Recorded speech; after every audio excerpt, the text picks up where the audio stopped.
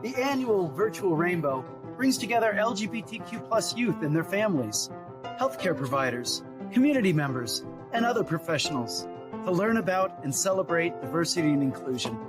Thank you for joining, everyone, and welcome.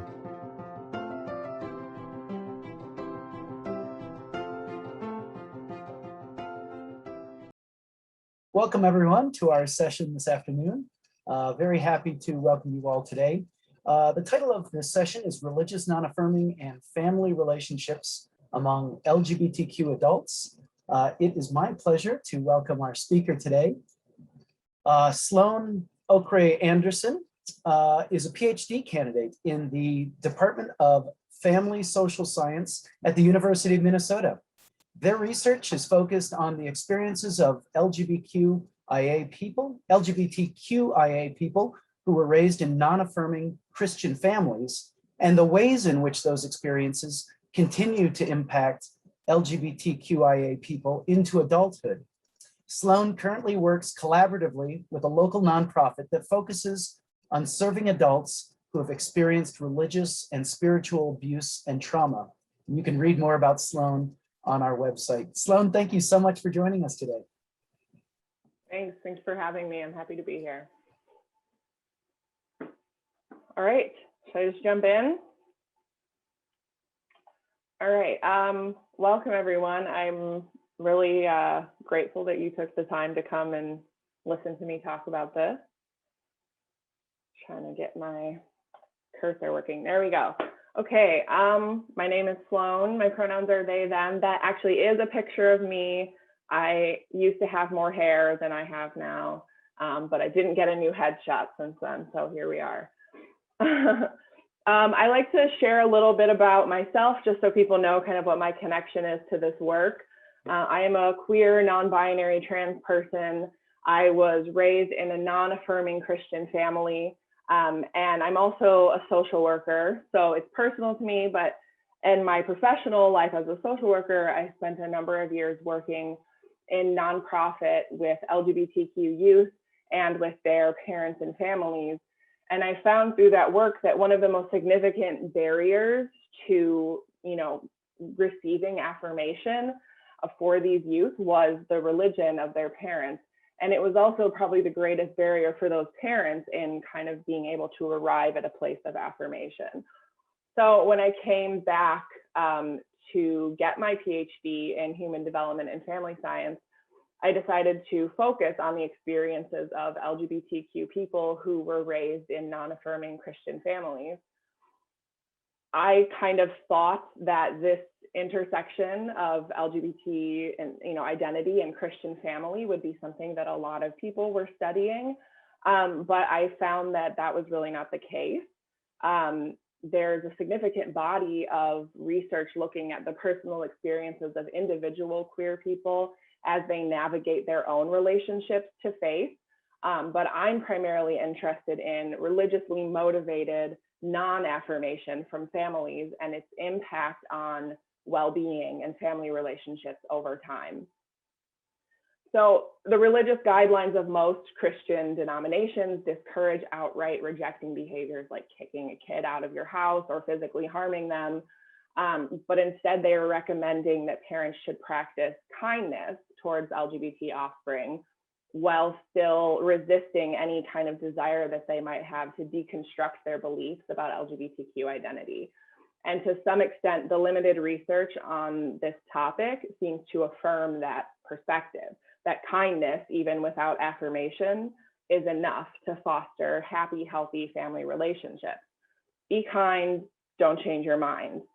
Sounds to me a lot like love the sinner, hate the sin. So with my dissertation study, I decided to explore this question, among others, in more depth. Is kindness without affirmation enough? Can family relationships thrive without explicit, unconditional, identity-specific support? So today I'm presenting findings from that study. These findings represent the lived experiences of 17 LGBTQ adults who were raised in non-affirming Christian families, and are contextualized by narratives from their siblings. There we go. So I'm going to start by talking about LGBTQ experiences in Christianity in the United States, sort of generally. I'm going to talk about what currently exists in the research on LGBTQ people raised in Christian families. Then I'm going to walk you through my study design and results. And then finally, I will make recommendations for practitioners, religious leaders, and parents. And at the end, I will save about 10 minutes for questions. If you have any questions throughout that come to your mind, you can put them in the chat and we'll address them at the end, or you can just wait and kind of, ask your question verbally at the end. I also put a content warning up here because I do kind of go through some, not only are some of the quotes from participants potentially, content heavy, but there's also, I kind of dig a little bit into what other people are saying. So just be prepared for that. So we're going to start just by talking about generally what's going on in the US. In the US and around the world, we know from research that anti-LGBTQ sentiment is generally motivated by and justified by religion. In the United States, that religion is Christianity. Between 80 and 90% of American Buddhists, Jews, and unaffiliated people believe that LGBT people should be accepted in society, as opposed to only 54% of American Christians. And more than 70% of Americans identify as Christian. So, we're kind of ending up with a significant number of non-affirming, religious people in the country. A great deal of damage really has been done to LGBTQ progress just over the last 4 years. I think probably everybody knows during the Trump administration, the HRC reported more than 30 specific attacks on LGBTQ rights in the workplace, in healthcare, schools, housing, family formation, in representation, the military, social, or in the justice system, all just from the federal government alone. On a state level, the year 2020 set a record with 79 anti-trans bills introduced in state legislatures across the country. 2021 has already surpassed that number by mid-March, with 82 new anti-trans pieces of legislation introduced, like I said, by mid-March. On a more micro level, the impact of religiously motivated anti-LGBTQ sentiment is that 1 in every 3 LGBT people in the United States, assuming equal distribution, is born into a Christian family that does not support LGBT identity. Also, 1 in every 2 trans people in the United States is born into a Christian family that believes gender is determined at birth. So that's what we're dealing with here. So research has demonstrated that exposure to faith-based anti-LGBTQ messaging is associated with negative mental health outcomes for LGBTQ people, including internalized homophobia, psychological distress, increased risk of suicide and suicidal ideation. It impacts people across the lifespan. Some research is starting to show that folks who, were exposed to this sort of faith-based LGBT negativity are more likely to experience depression as adults, more likely to have reduced parent-child relationship quality, experience disconnection from their families, etc. So we know all of this. And given this knowledge, I was kind of curious, what resources are available for Christian parents who are looking for support when their kids come out to them? What are they finding when they go looking for support? So I Googled this phrase, "my child is gay and I'm a Christian," and at least half of the results on the first page of Google were openly non-affirming sources.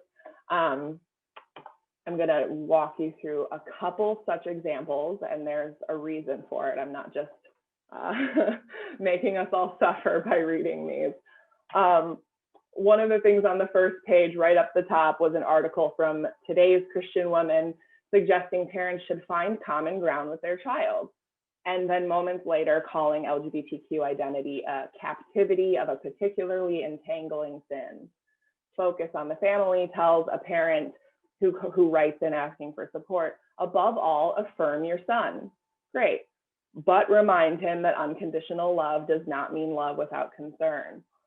Livingout.org, an organization that has the word out in it and has a rainbow in their logo, urges parents to love and accept their children unconditionally, just like God loves you despite all of your problems, temptations, and sins, and suggests that parents should mention their own struggles with sexual temptation to demonstrate that we all need grace and forgiveness.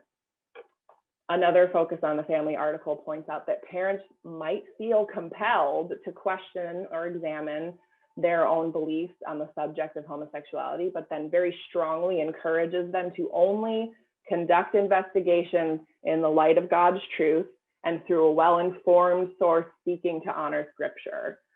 So like all articles on the LGBTQ topics on the Focus on the Family website, they include a very long list of explicitly non-affirming resources at the bottom of the page, as well as a list or a link to a list of around 150 licensed mental health practitioners.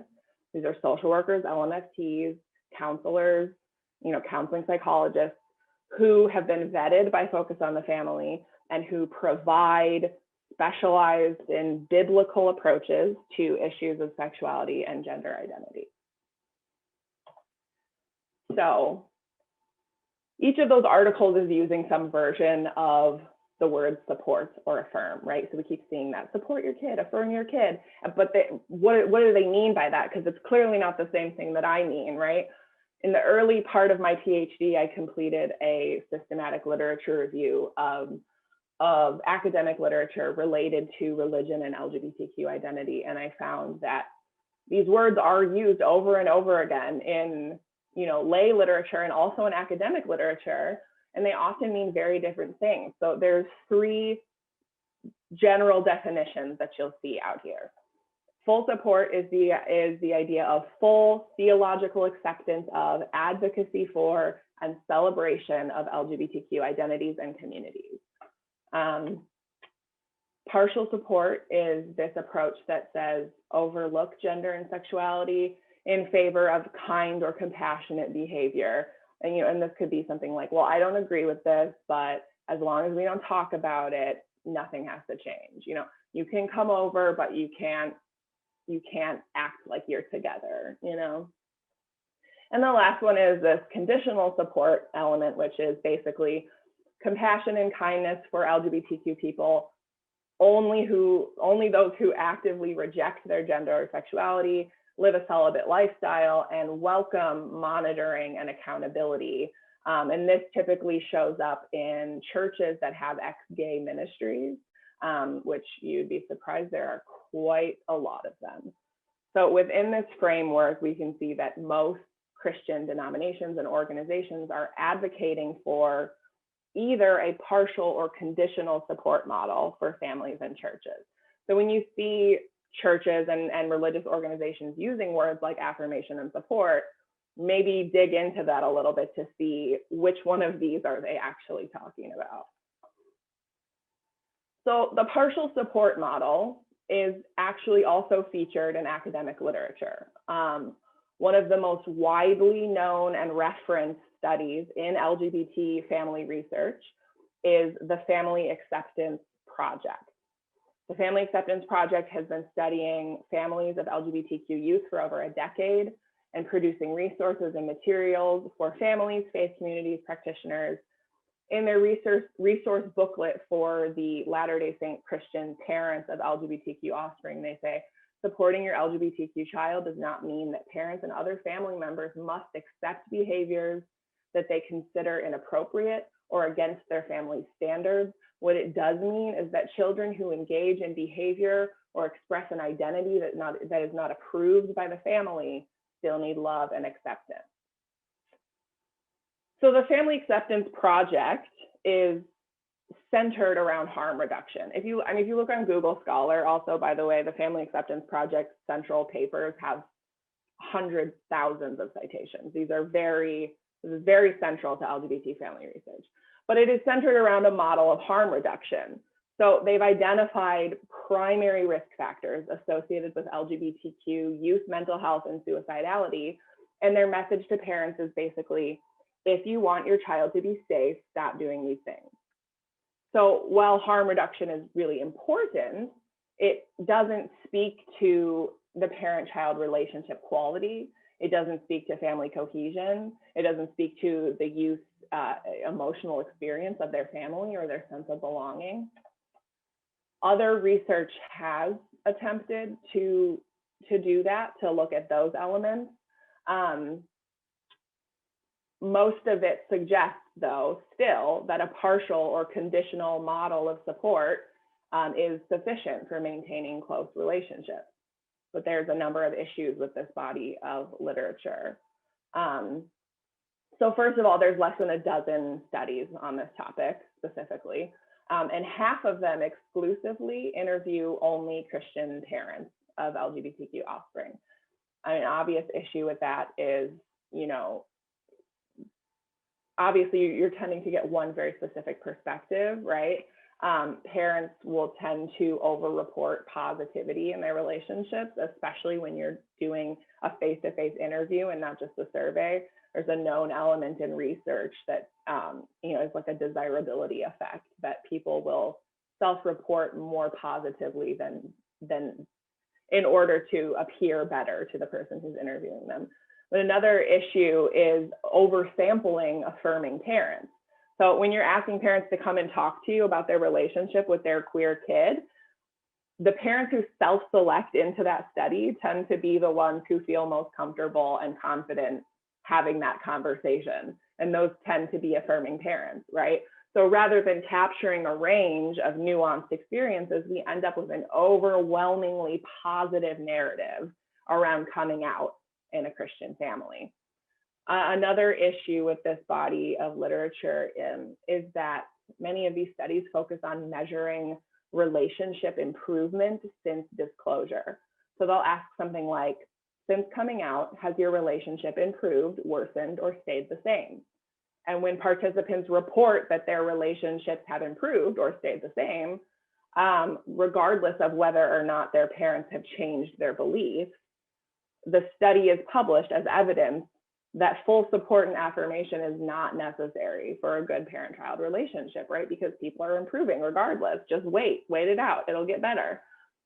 But coming out can be really traumatic, and those first few days can be a roller coaster of emotions and, you know, chaos, right? And just because things have improved since that day doesn't necessarily mean that your relationship is good. It still doesn't say anything about relationship quality.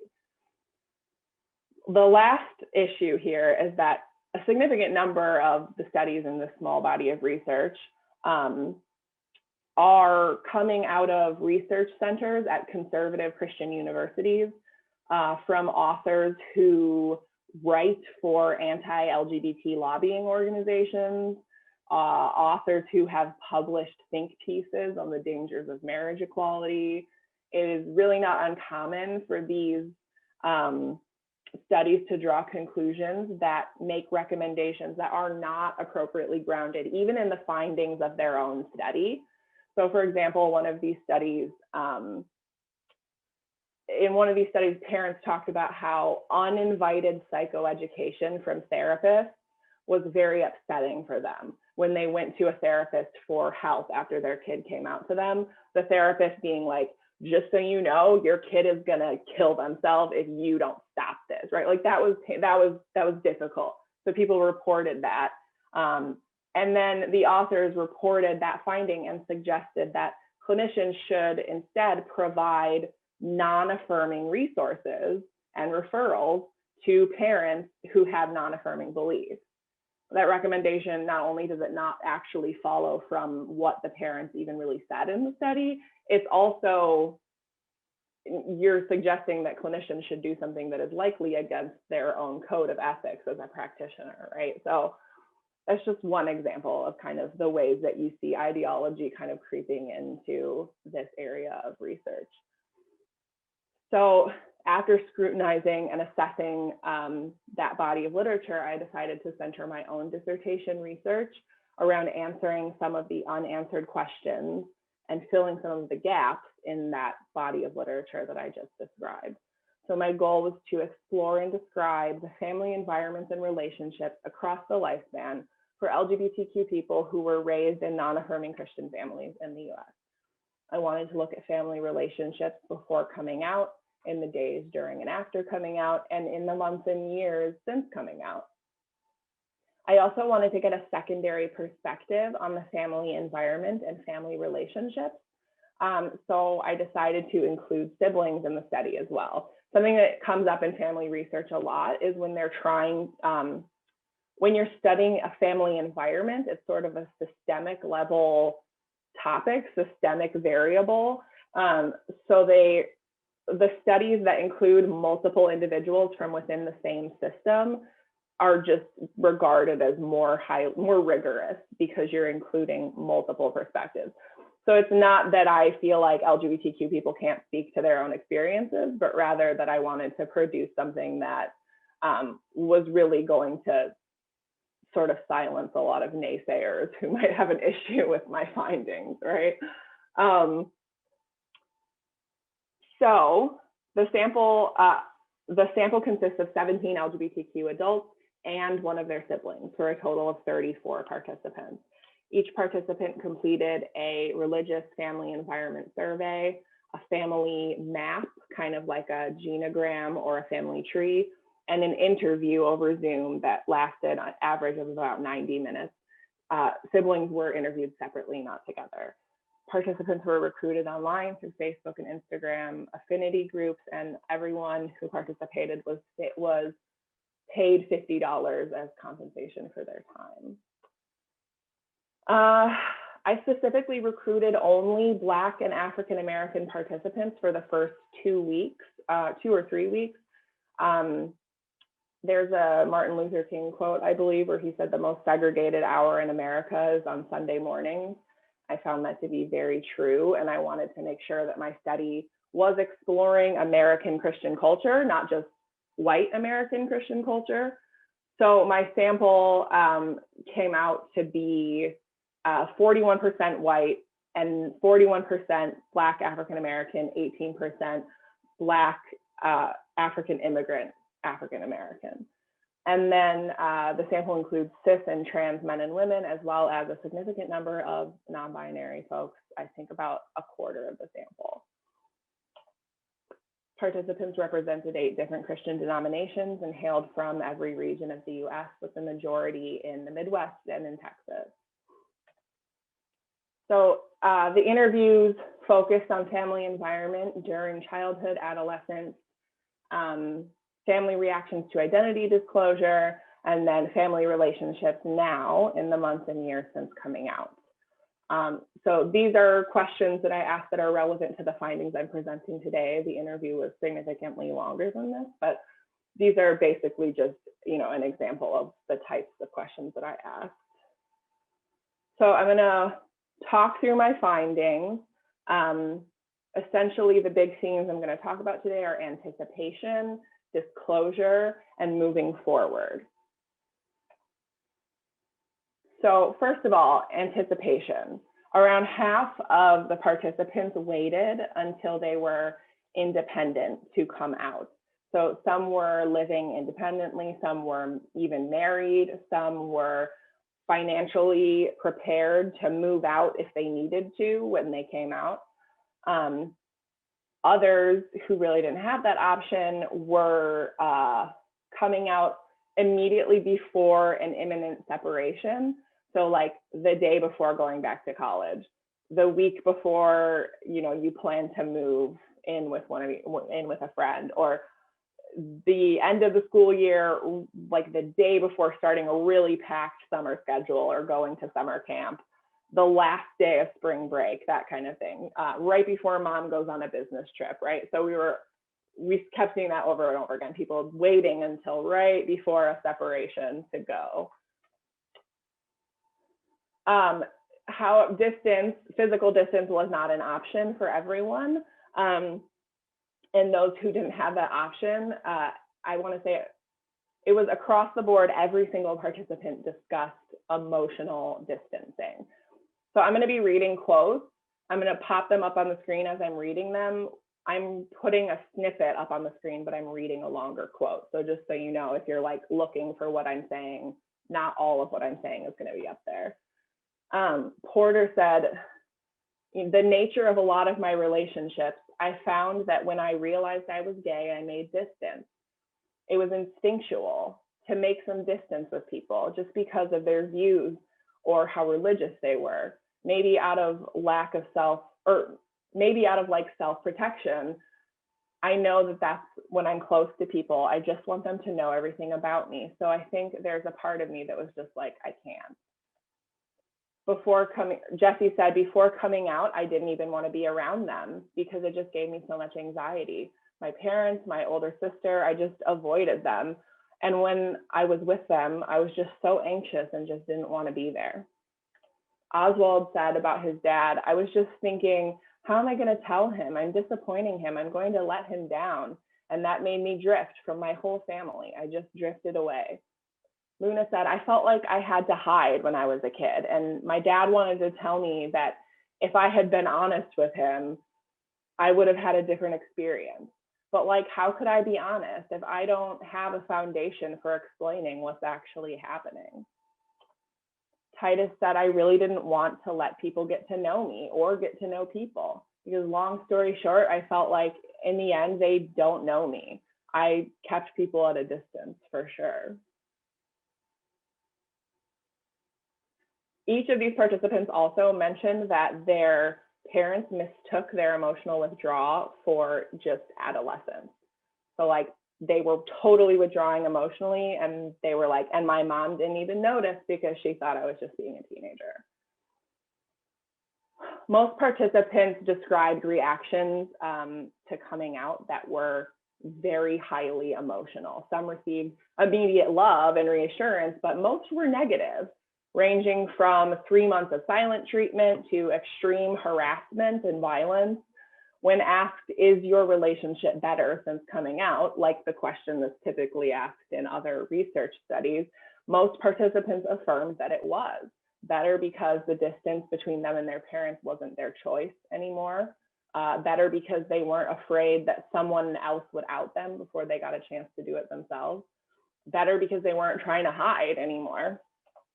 Jesse said, in a way, our relationship, well, it's not that it's gotten better. I guess that's probably the wrong way to say that, but it doesn't feel like there's a lot of tension there since I have this thing that I'm no longer keeping from them. It's right out there in the open. Frankie said, in choosing to be my true self, I knew that I was deciding to lose them. So all the work that happened before coming out, or all that work happened before coming out. I think that's the part that's not acknowledged, in that, like, of course it's better because this is what I expected to happen and it's happening. So if you're queer, you've heard this. Queer people are often told to be more patient with our families. Give him time, she'll come around. They were just raised different. She's your mother, right? The participants in this study took those types of statements really seriously. Adaya said, for years, I felt like I need to go home. You know, I can teach them. Maybe if they just read enough, they can learn. I should see my family because they're still my family, things like that. So I was thinking, if I just share enough, or if I can just be good enough, or maybe I will be a doctor and that will balance things out. It was 3 years before, I was like, if you keep acting like this, I'm just not going to engage. And then even when I did say I was going to leave, I still had a bunch of time where they're like still doing these things and I'm not leaving, or they're doing these things and I'm leaving for a little bit, but then I'm coming back. I think that hope was what kept me what kept me trying. Like, okay, they've done this and they've apologized. Let me go back and try again. One participant, a 23-year-old Black and African trans man, was still living with his parents at the time of the interview and was undergoing conversion therapy in order to appease his mother. Another participant described staying in his mother's home for over a year after coming out in his early 20s. He described being treated like a prisoner. He was interrogated where he was going, who he was going to be with, what he was going to be doing. He just kept hoping and trying to regain her trust so that they could rebuild their relationship, but change never came. Another really common experience, particularly for bi and pansexual women, was complete erasure. So multiple participants said that sometimes they wondered if their parents had just forgot that they came out because of how thoroughly they ignored and erased any hint of queerness. Parents would ask about boyfriends, talk about future husbands, change the subject immediately when participant sexuality came up in conversations. Nicholas described the pain of this, saying, I have done so much reaching out, but there's only so far that I can stretch myself without hurting myself. So following this period of reaching out, often without any reciprocation, many participants began to establish boundaries with their families and in their relationships. Frankie said, I made the decision that I can't remain angry at them for something they're not willing to change. They are who they are, and I can't be angry at them for that anymore, but I can protect myself and prevent future anger. So I'm really analyzing what is beneficial to our relationship and what isn't. And one thing that I have realized is that holidays are fucked up and wrong. And I don't want to spend holidays with people who don't allow my entire family to be there. Like, how far does this go? If I'm moving in with my partner, if we have kids together, like, how far does this go? When do you decide that something is acceptable for you to be around and when isn't it? I'm not going to make that call for them, but I do know that I can't be in a space where it's supposed to be celebrating the day, but it's about something that I didn't make it about. I didn't choose for you to have that opinion. Dee said, I was scared of my mom until I was like 23 years old. It took sticking my chest out and saying, look, I'm gay. You like it or you don't. I don't really care at this point. I'm not going to keep being a prisoner because you don't like the way I am. I kind of had to find my voice. I told her, you can accept me or I don't have to come around because I'm not going to deal with it.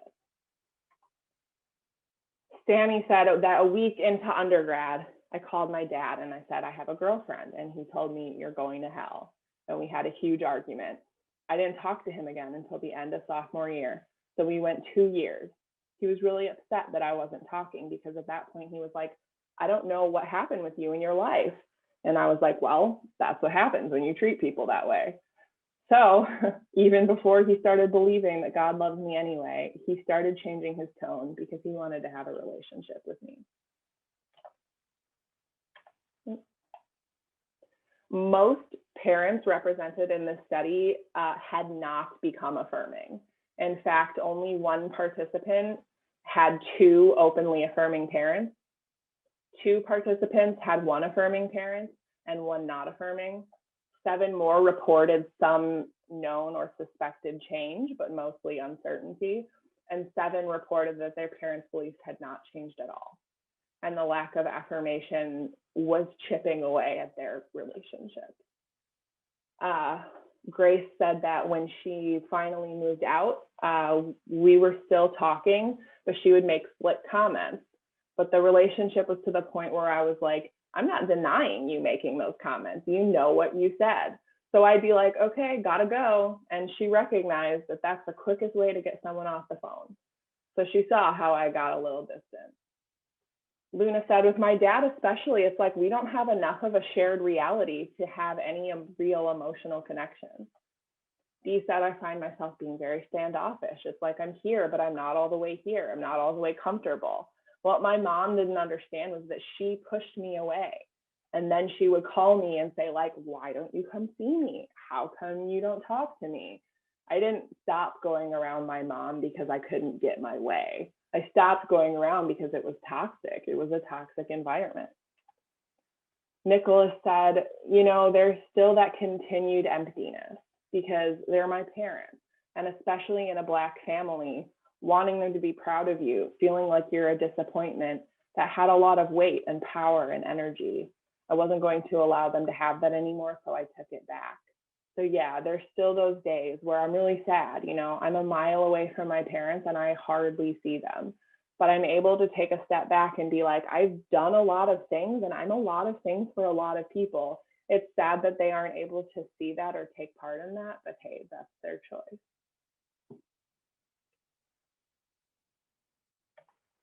Jesse talked about, you know, we're not on the same page. We're never going to be. They're never going to fully accept me, and that's hard.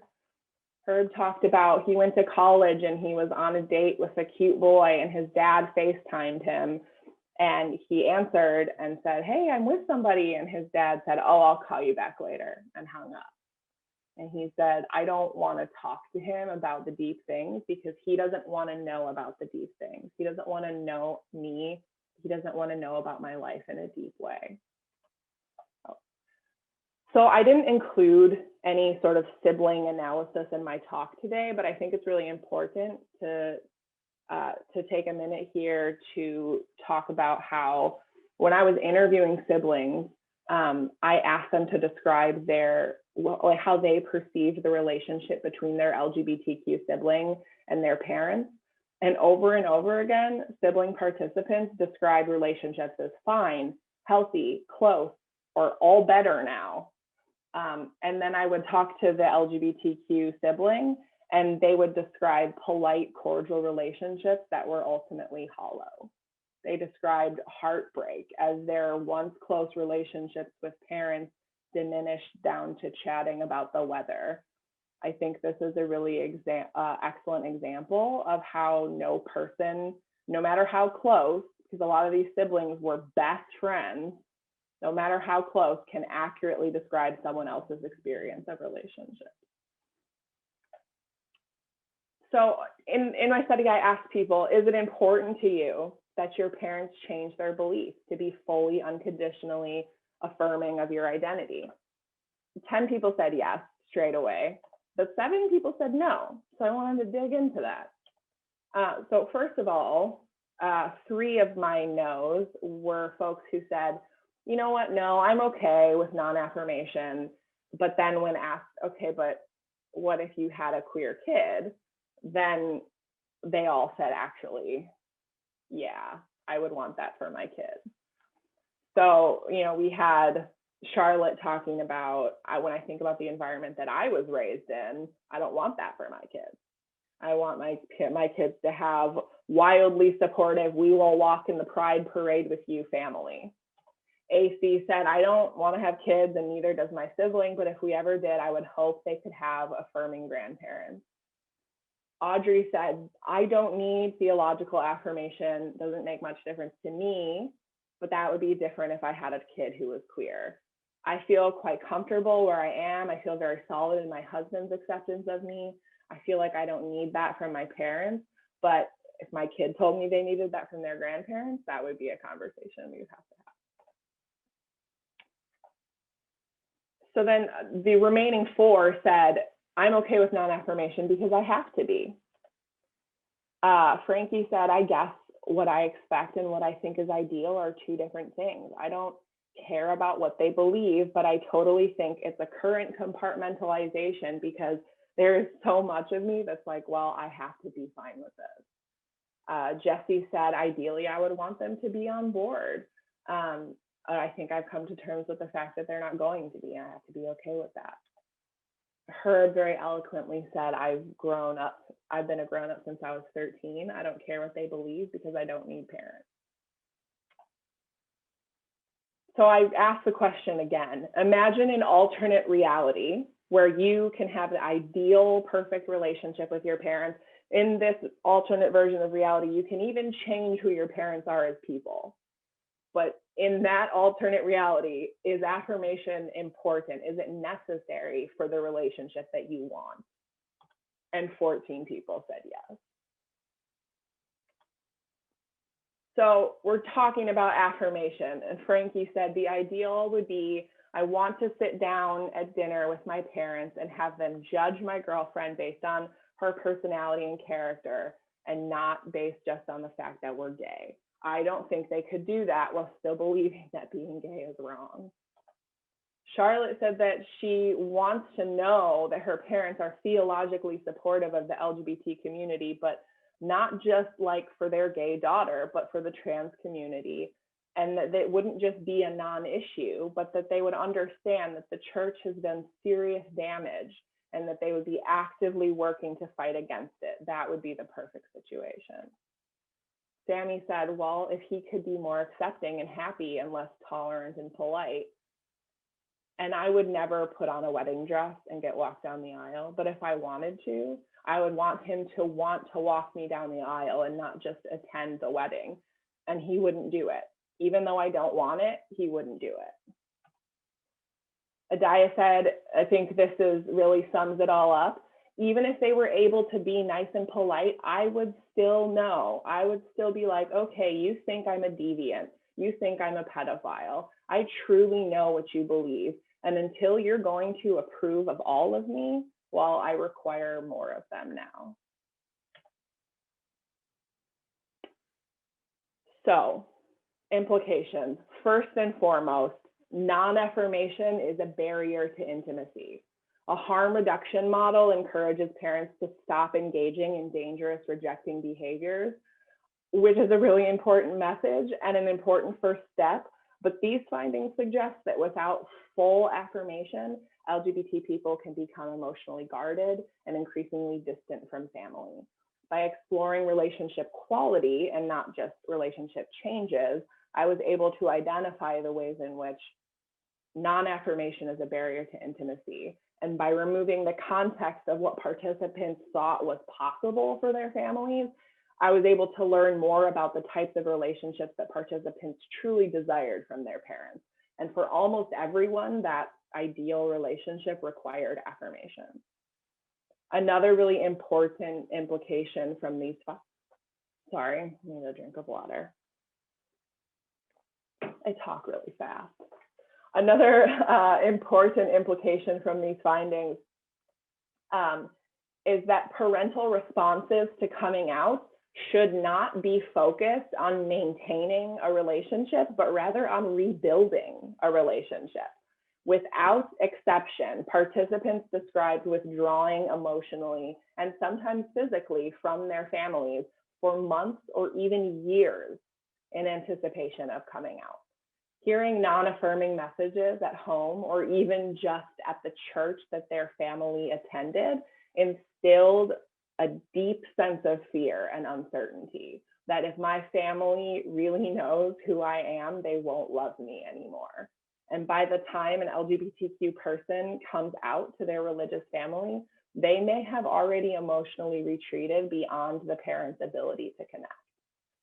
Earlier, I mentioned that only one participant reported having two affirming parents.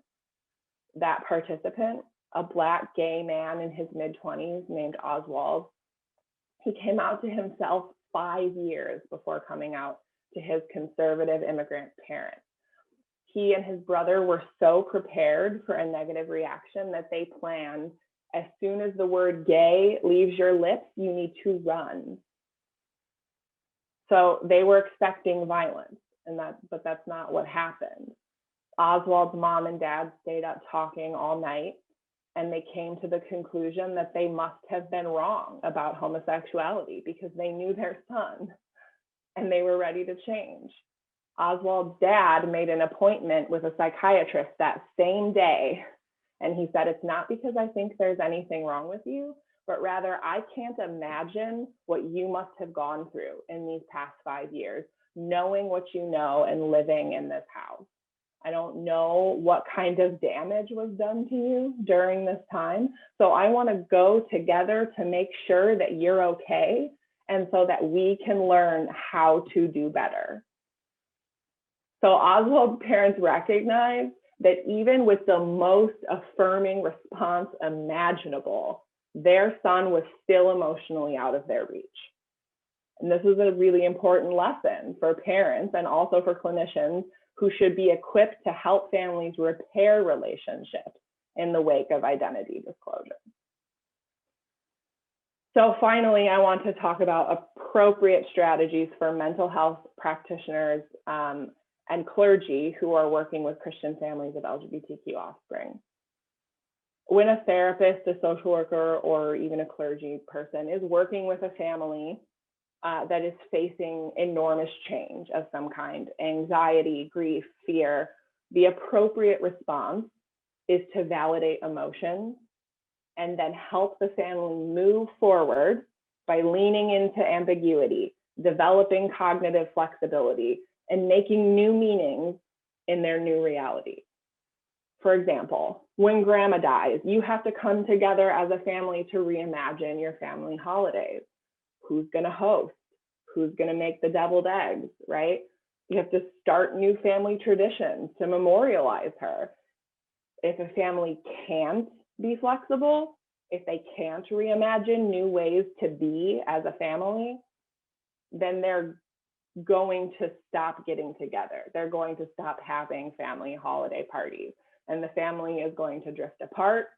The relationships are going to deteriorate and fracture over time.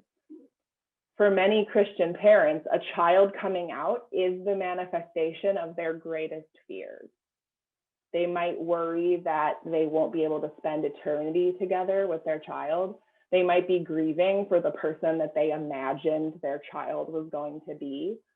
They might be anxious that potential ideological divisions could cause rifts in their family and in their church. And yet, Christian literature and religiously oriented academic literature encourages clinicians and clergy to affirm the rigid, non-affirming ideologies of Christian parents. When a mental health professional or clergy member encourages a family to resist change, to hold firmly to their ideas about their child and about their reality, they are preventing that family from developing the cognitive flexibility that they will need to move forward. They are actively discouraging the making of new shared meanings that would allow that family to grow closer and grow stronger, which is the opposite of evidence-based practice. And the opposite of evidence-based practice is a violation of pretty much every code of ethics of every licensed mental health practitioner, right? So to conclude, parents who want meaningful relationships with their LGBTQ children should know that without affirmation, they cannot have intimacy. And without changing their ideology, they cannot have family connection. And even with affirmation, the years of overhearing religious anti-LGBTQ messages have likely taken a toll on your child's ability to trust and connect with you. Additionally, mental health practitioners and clergy should remember that they have a responsibility not only to the parents they are serving, but to the vulnerable children of those parents.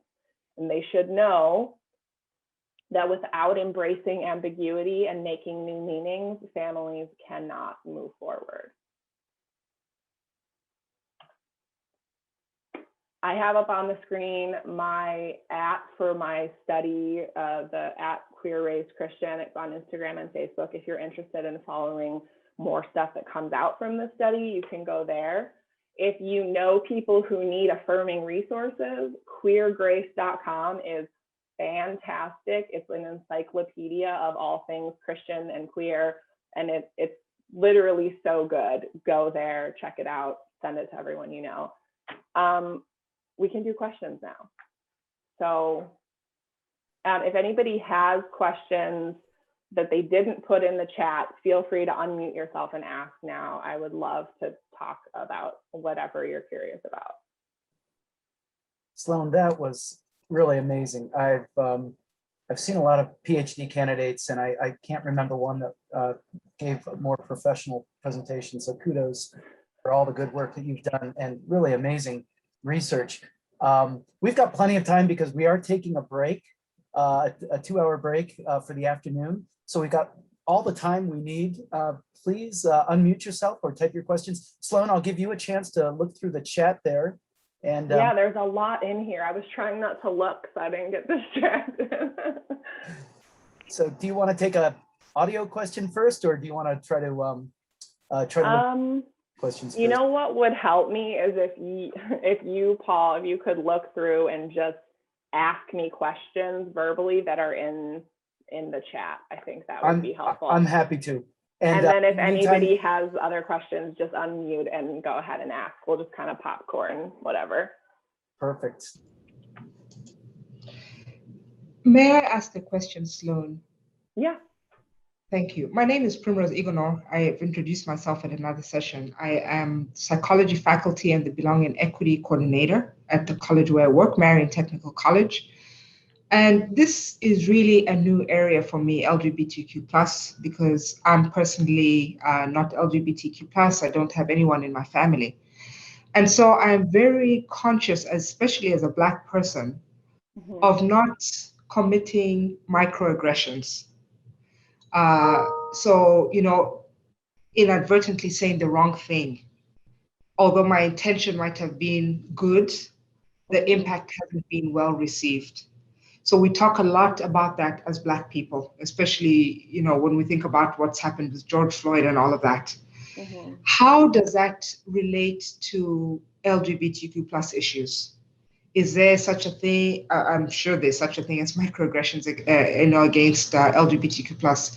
But how do I prevent that from happening? Would I just follow the same thing that we do as Black people? Say, use humor, for instance, redirect the conversation, use it as an opportunity to educate.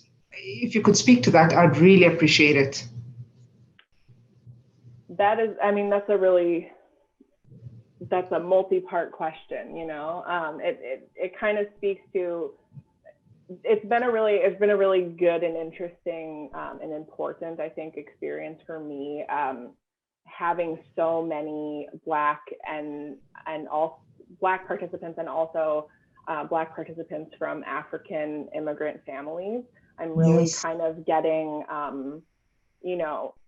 I'm glad that I recruited the way that I did, which was intentional, but I'm really getting kind of people's experiences and getting kind of a window into a culture that I was not raised in, but has so many similarities.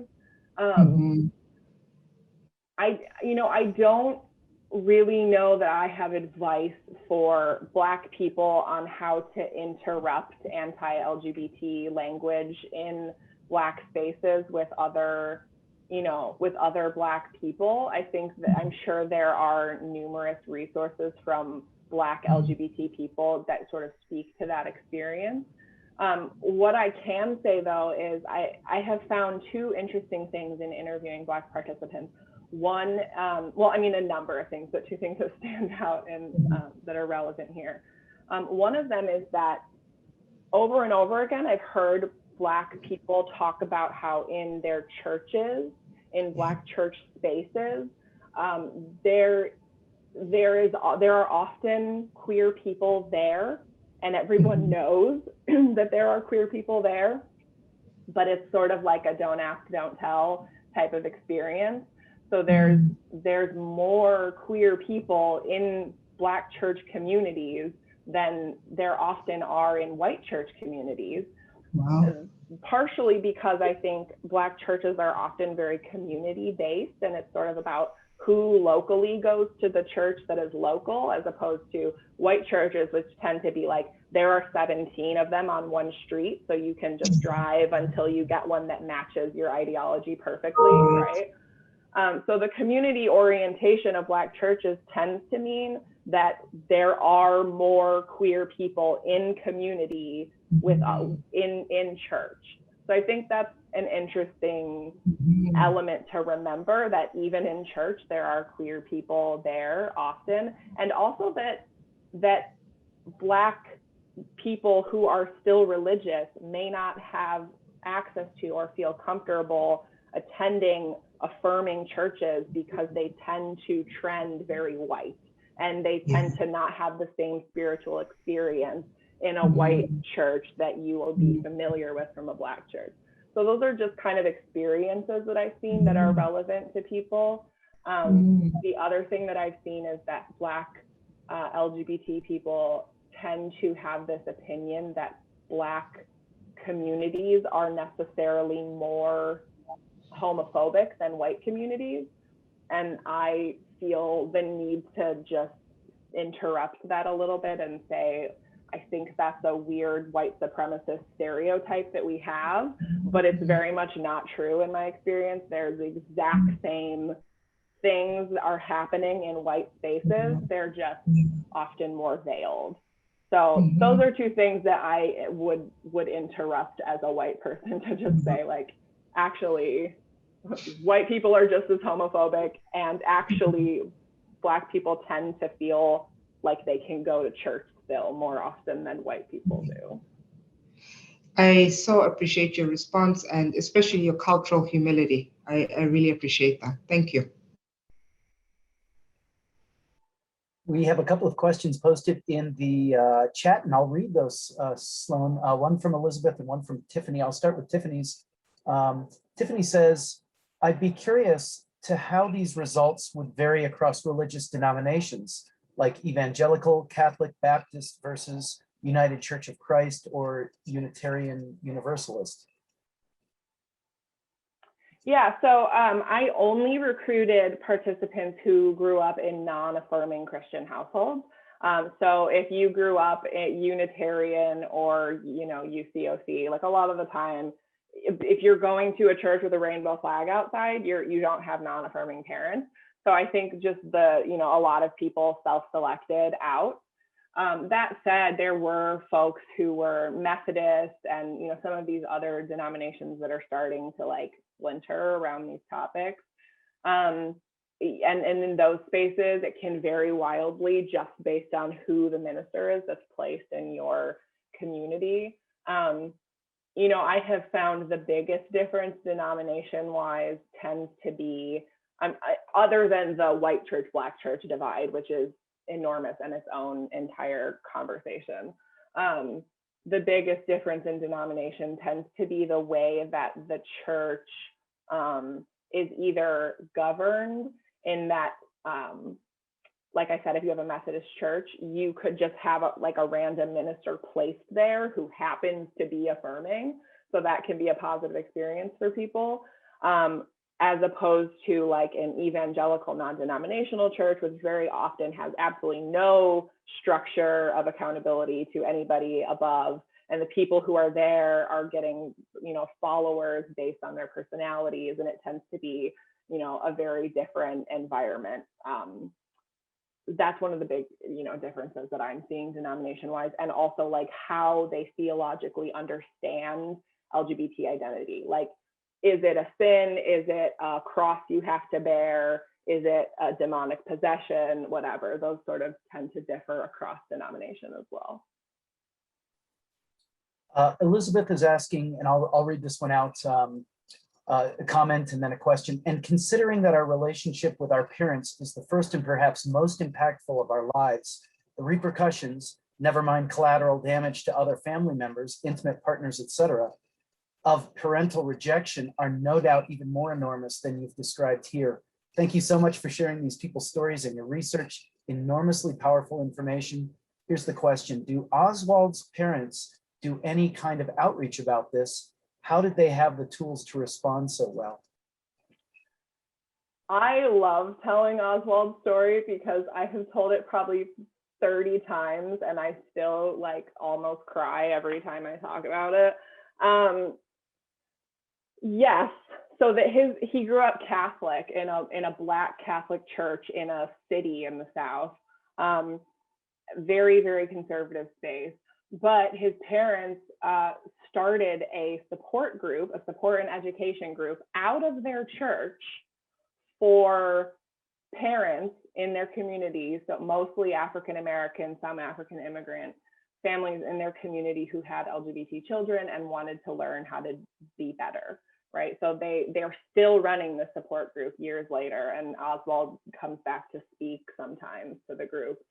So yes, they are doing advocacy work, they are doing outreach work. I think that might be the sign of true affirmation, is when they start looking outwards to try to make the world better for other kids, not just theirs. Like Jesse said, I want them to care about the LGBT community, not just for their gay kid, but for everyone else, right? Oh, and how did they have the resources? They sat up and talked all night, and their train of thought was, we thought maybe being gay was a result of being abused as a child, and we know you weren't abused as a child. We thought being gay was maybe a result of not growing up in a close Christian family. You grew up in a close Christian family, so it can't be that. You know, we thought maybe it was a result of a rebellious spirit, but you don't have that. We thought maybe it was a result of not having a relationship with God, but you have that. So all of the things that they thought, they were like, we know you, and we know that that's not you, so we must be wrong. And we don't know how we're wrong, but we're ready to figure it out. It was just kind of like a logical, my sort of theory is like, parents either choose their kids or they don't. And your background matters less than people think it does. Thanks, Sloan. Another question that's come up from Liz. Liz is asking, do you have any experience on how LGBTQIA is felt in Amish communities? That's a fun one. I don't. That's not something that I have gotten into yet. Although I have, I've looked at homeschooling LGBT youth who are raised in Christian homeschools. That's something that I'm particularly personally interested in, like specifically Christian fundamentalists, quiverful homeschool families.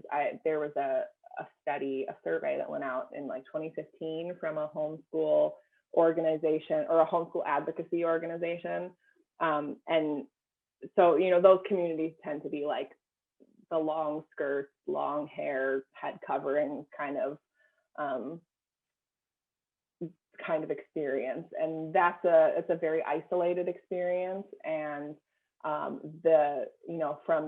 published something on that before, and it seems like the rates of depression and suicidality and all of those things are astronomically higher for kids who are growing up in those isolated spaces, even the ones who were so isolated that they didn't even know what gay was until they went to college. So I imagine, you know, there's a lot to be studied there just from my experience of looking at other isolated populations.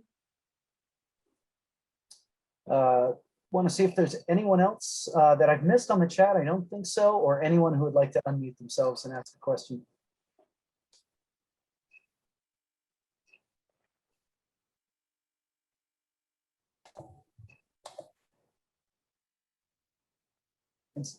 This is Joanne. I have Go a ahead, question. This really triggered a lot of feelings because in our own family, it was the extended family that was non-affirming. And I realized we set up boundaries. We moved from Minnesota and Wisconsin area to Florida. It was one of the many reasons, but in support of our daughter. Is anyone doing any research on how this affects extended families or I mean, I want to be an advocate for my child, but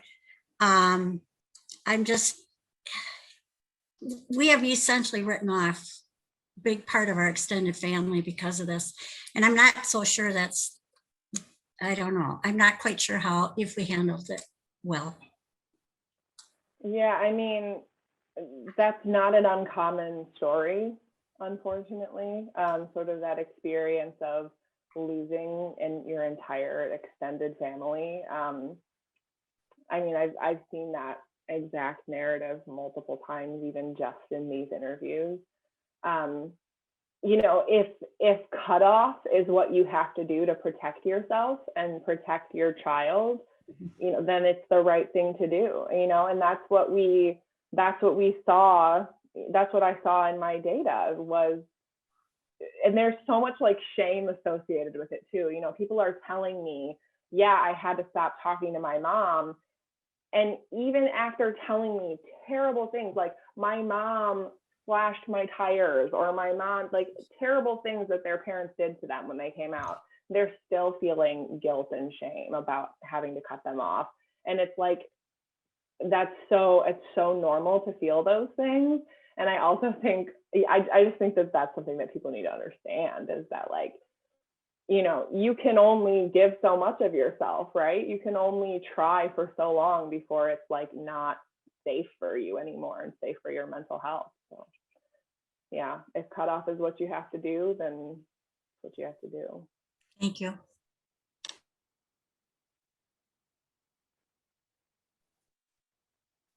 Time for more questions.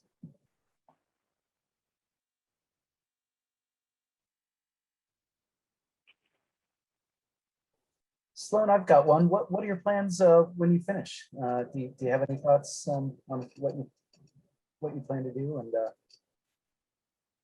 I do, yes. if you want to share that with us. Yeah. So I initially was expecting to graduate this May, but COVID happened, and I have 3 children who were out of school for almost a year. So I'm a little delayed, but it's actually turned out to be a good thing because it's giving me more time to prepare for the job market. So all that to say, anybody who works at a university, I'm hitting the job market this fall. I'll be putting together, you know, my applications. I'm hoping to apply to public universities, research universities, state schools that are, you know, kind of research heavy, like the R1s and R2s. I'm hopeful that I'll be able to go into social work, because I feel like that is a position where you can have a significant amount of impact on, you know, people's direct experiences, right? Because social workers go out the door and serve people the next day. And yeah, so my plan is social work, hopefully faculty with a research focus. And I want to keep doing this work indefinitely because it absolutely matters. And I'm, you know, happy to be the one who gets to do it.